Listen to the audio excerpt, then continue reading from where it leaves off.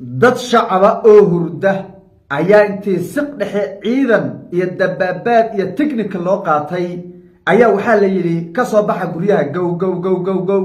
waa ciidankii dawladda ka soo baxa guryaha aroorta cagaf baa la gelinayaa waa arrin la yaab la weeye dawladii baa waxay u dhaqmaysaa nooc jabhad ahaan ah ayay u dhaqmaysaa oo nooc dawladeed iyo system dawladeed toona kuma dhaqmayso dadkii shacabka looma turayo dadkii shacabka lama danaynayo waxaa loola dhaqmayaa sidii iyaga oo bini aadam ahayn baa loola dhaqmayaa war xalay waxa ka dhacay magaalada muqdisho waa wax bini aadanimada ka baxsan weeye waa waxaan loo dul qaadan karin weeye waa wax wuxuushnimo ah weeye waa wax dowladnimada ka baxsan iyo system dawladeed weeye war soo dhawaada daawadayaal xalay siqdii dhexe ayaa ciidan technique wata waxaa loo diray oo lagu amray inay galaan xaafadda xirakaluun ee magaalada muqdisho xaafadan dad masaakiina degan oo Soomaaliyeed muddo badan oo 40 sano ah ayay halkaasi deganaayeen wax dhibana shacabka dawladda kuma haynin dhulkan dhul dawladeed bay ahayd laakiin systemka loo maray run ahaantii waa system bini aadanimada ka baxsan weeye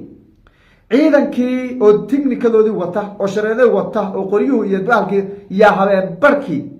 lagu dhaxdaadiyay xaafadii arbay guryihii galayaan dad sonkor qabaa jira dad macaan qabaa jira dad agoona jira caruur yar yar baa jira waa la sasiyay xaafada gabadh yar oo warbaahinta la hadashay baa waxay tiri hooyaday safar bay ku maqan tahay aabahayna markaan hadda seexanay buu naga tagay oo yiri meel baan gaariye si jiifa 6 caruur aan nahay aniga ugu weyn ciidan baan lagu soo daadiyo waxaa la yiraahdaa aroortii cagaf baa imaanaysa oo guriga duminaysay alaabtiina kala baxa annaguna yar yar baan nahay oo alaab ma qaadan karno bal musiibada ay xagee la iska soo gaaray baa la dhihi qodobkeena koobaad ayaan ku dul istaagi doonaa barakicinta dadka shacabka iyo dhibaatada xukuumadda Xasan Sheekh Maxamuud ay ku hayso shacabka magaalada Muqdisho gobolka Banaadir degan ayaan si fiican u iftiimin doonaa haddii aan leeyno xeradan iyo waxa ay tahay iyadana waan eegi doonaa dhinaca kale to waxaa shalay galabnimadii weerar lagu qaaday oo la xiray milkiilaha hotelka Maka al-Mukarrama ee magaalada Muqdisho oo shir jaraa'id ku qabsaday hotelkiisa ku yaala oo lagu taageerayay caleemasaarkii iyo sidoo kale isku caanashokii xaqdarrada ahayd ee dulmiga ahayd ee Axmed Madoobe uu ka riday magaalada uu ka geystay uu ku sameeyay magaalada Kismaayo magaalada Muqdisho waxa ka socdo horta xoriyad qowl wax la yiraahday ma jiro midi waa sax arimaha noocaas oo kala ah ee lagu taageerayo dulmiga in dawladdu ay ka hortagto waa sax midda kale to waxaan sax ahayn in xoriyad qowlka lagu tunto iyadana sax ma aha oo qofku aragtidiisa markuu soo bandhiga laga dhigo inuu dambiile yahay waa waayaha Muqdisho waxa ka socdo weeyadana mid iyo labo ayaan ka dul istaagi doonaa dhinaca kale to guddigii doorashooyinka ee shalay la doortay shalay baa la doortay waxay soo saareen jadwalka doorashada iyo sidoo kale to doorashada ugu horeysa ee ay qabanayaan waxaad ka garan kartaa doorashadan iyo nidaamkeeda iyo waxanba wax qoran inuu aha oo iyagu uu qornaayo meel u yaalayba durba waxay ku dhawaaqeen doorashada qof iyo codkee ugu horeeya meesha laga qabanayo xilliga ay qabanayaan bisha ay dhacayso ayay durba ku dhawaaqeen iyadana waa dul istaagi doonaa arrin la yaab leh shaaciyeen soo dhawaada muuqaalka like saara aragtidina noo reeba qaybta commentiga aynu ku bilownee xalay horta waxa ka dhacay magaalada Muqdisho waayii ugu dambeeyay wax dhacayayba ha ahaadeene run ahaantii waa wax qalbiga bini aadamka aan ku fiicnayn oo aan u quruxsanayn oo bini aadanimada ka baxsan dawladnimada iyo hanaan dawladeedna baalmarsan dastuurka Soomaaliyeedna run ahaantii uusan ogolayn weeye shacab Soomaaliyeed masaakiina dhulkoodii degan tabaalaysan noloshooda markii hore la daadacayay dawladda aan wax nolola iyo waxba toona aan ku haysanin in siqda dhexe weerar lagu qaado gow intii albaabada lagu garaaco la yiraahdo ciidankii dawladda weeye ka soo baxa guriga cagaf baa la gelinayaa bari aroortii alaabta habeenimo si urursada la yiraahdo waa arrin fool xuma waa arrin bini aadanimada ka baxsan waa arrin aan dowladnimo ka turjumaynin waa arrin caddaynaysa koox jabhad ah oo qoolaysato ah inay meesha haysato caddaynaysa weeye marka laga cabiro ficilka iyo dhaqanka ay samaynayaan dhaqan wanaagsan oo dhaqan dowladeeda maaha dowladdu waa midda shacabkeeda u turta dowladdu waa midda shacabkeeda u dhimirisa dowladdu waa midda shacabkeeda barta macaanka dowladnimadu ay leedahay ee ma aha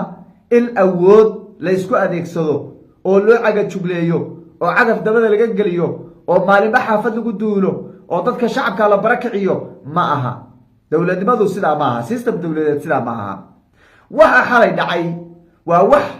run ahaantii aad iyo aad uga baxsan bini aadanimada soomaalinimada muslimnimada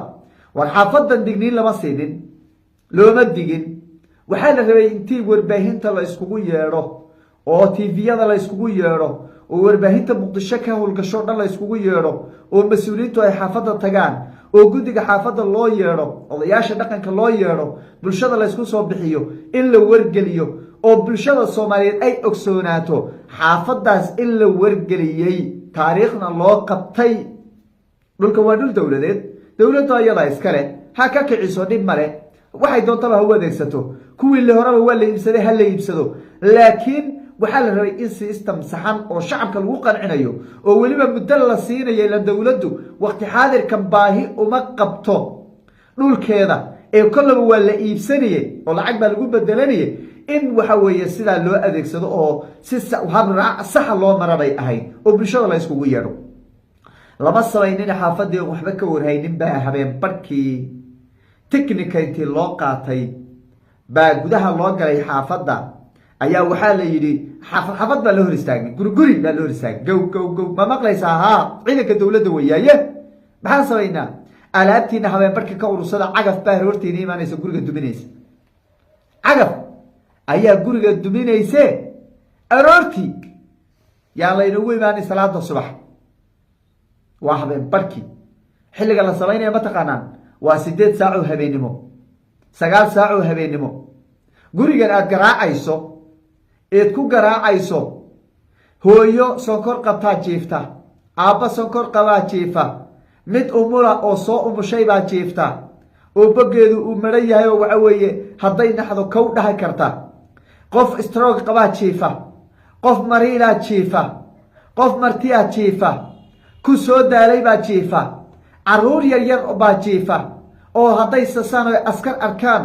naxaya oo kacaya ayaa jiifa waxaasoo dhan looma danaynin waxaa loo daneeyey dhulkaas intii laga kiciyo la iibsado lacag laga sameeyo business laga sameeyo intaa besa ayaa u muuqata madaxda dowladda federaalka ee soomaaliya waa ayaan daro gabadh yar oo 8 jira la hadashay warbaahinta oo wariye iyada ay qaraabo yihiin bay la hadashay oo waraysiis waxay tiri hooyaday ma joogto toban may gaarin gabadhaas baa leeyay hooyaday ma joogto oo safar bay ku maqnayd aabahayna arrin degdeg u baxayo hadda markuu naseexiyay buu naga baxo wuxuu yiri si jiifaabo albaabka ha furina waan soo noqoniye anagana 6 caruuraan oo ana ugu weyn aniga ayaa ugu weyn bay tiri dowladuna waxayna tiri aroortii aan meeshayna ugu imaanin ee cagaf baa guriga la gelinaye alaabta ka qaata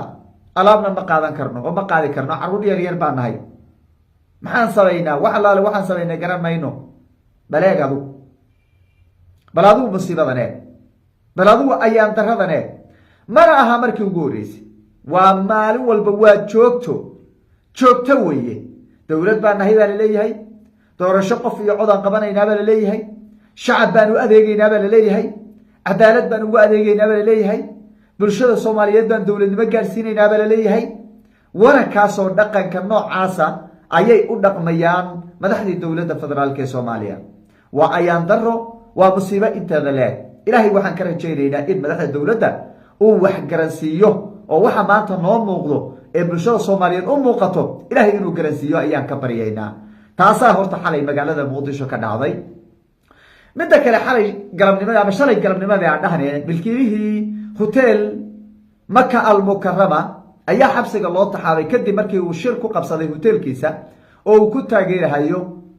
arrintii dulmiga ahayd fool xumayd gafka ahayd ee ka dhacday magaalada Kismaayo ee Axmed Madoobe uu isku caana shubay wuxuu ku tilmaamay mas'uulkaas wixii Kismaayo ka dhacay doorasho inay ahayd doorasho uu ku soo baxay buu yiri waliba Axmed Maxamed Islaam dawladdu dagaal bay kula jirtay Axmed Madoobe arrintaana waa ka hor imaanaysanaydo waa la ogsoonaa xasan sheekh maxamuud iyo xukuumaddiisuna meel adag bay ka istaagtay cid walba oo muqdisho ku sugan oo arrintaama u habaliyaysa ama taageerto horta xabsiga la dhigi baa leeydi isaguna hadda xabsigu ku jira oo xalay uu ku bariyay wuxuu reersaday